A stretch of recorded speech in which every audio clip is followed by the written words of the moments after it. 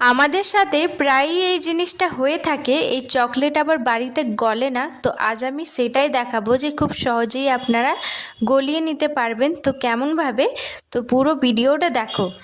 নমস্কার বন্ধুরা, কলি ফুড কিচেনে সবাইকে স্বাগত জানাচ্ছি। তো আশা করি আজকের এই ভিডিওটা আপনাদের খুব ভালো লাগবে। এখানে নিয়েছি 5-6টা মতো চকলেট, এটা 5 টাকা দামের পিস, এক একটা 5 টাকা দাম। তো এটা আমি নিয়েছি আর এটা কিন্তু এখন ঠিকঠাক আছে, একদম গলেনি। তো আজকে আমি চলো এটা গলিয়ে দেখাবো যে কেমনভাবে প্যাকেট সমেত কিন্তু এটা গলে যাবে। তারই সাথে এখানে নিয়েছি চকলেটের মোল। আজকে আমি এই চকলেটের মোলটা দিয়েই মাধ্যমে এটা কিন্তু চকলেটটা আমি বসাবো আর খুব সুন্দরভাবে এটা ছেড়ে চলে আসে, না কোনো তেল ছাড়া। প্রথমেই আমি জলটা দিয়ে দেব আর 5 মিনিটের মতো জলটা যখন আমার গরম হয়ে চলে আসবে তখন কিন্তু ওই প্যাকেট সমেত চকলেটগুলো আমি দিয়ে দেব।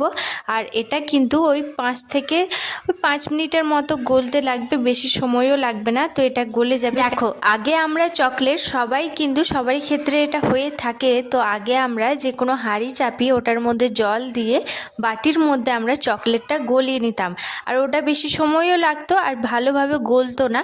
তো আজকে যে সিস্টেমটা আমি দেখাবো একদম ইজি, তবে হ্যাঁ, এটা কিন্তু লক্ষ্য রাখতে হবে প্যাকেটটা আমাদের ছেঁড়া আছে কিনা, সেটা কিন্তু লক্ষ্য রাখতে হবে। প্যাকেটটা যদি ছেঁড়া থাকে ওটার মধ্যে কিন্তু ওই জলটা ঢুকে যাবে আর ক্যাডবেরিটা একদম কিন্তু জমে যায়। তো ওইভাবে কিন্তু হবে না, সেই জন্য আগেই দেখে নেবেন যে প্যাকেটটা ছেঁড়া আছে কিনা, তারপর কিন্তু জলে দিয়ে দাও। তো এইভাবে করলে কি সময়টাও কম লাগে আর খুব সহজেই কিন্তু চকলেটগুলো বেরিয়ে আসে। তো আমি তো এইভাবেই করি, আপনাদের যদি ভালো লেগে থাকে তাহলে এইভাবে করতে পারেন।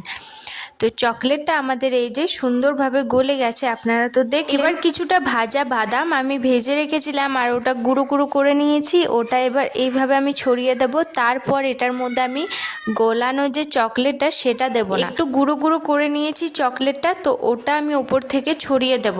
তো আমি এটাই দেখব যে ওই গুঁড়ো গুঁড়ো চকলেটটা সেটা কি জমছে কি না ফ্রিজে। তো সেই জন্য কিন্তু আমি গুঁড়ো গুঁড়ো ছড়িয়ে দিলাম। তো এটা এবার ফ্রিজে রাখার পর আপনারা দেখে বুঝতেই পারছেন যে এটা কত সুন্দরভাবে জমেছে। হ্যাঁ, তবে এটা ক্রিস্পিটা হয়নি, ভাঙলে চট করে ভেঙে যাবে না, একটু নরম থাকবে। যদি আপনাদের ইচ্ছে হয় তাহলে এইভাবে বানিয়ে নিতে পারো, তাছাড়া কিন্তু গলিয়ে বানাতে পারো। তো দেখো কি সুন্দর হয়ে গেল আমাদের চকলেট, বাদাম চকলেট। আশা করি আমার এই ভিডিওটা আপনাদের বেশি ভালো লাগলো। আবার আসছি নেক্সট ভিডিও নিয়ে।